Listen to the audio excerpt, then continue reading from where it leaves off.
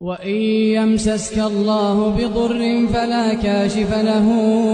إلا هو وإن يمسسك بخير فهو على كل شيء قدير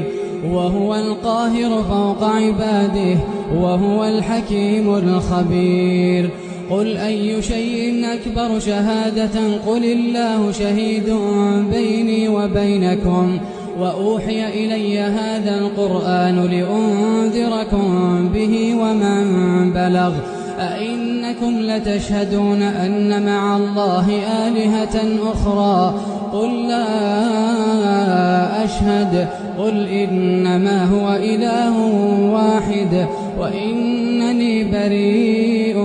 مما تشركون. الذين آتيناهم الكتاب يعرفونه كما يعرفون أبناءهم الذين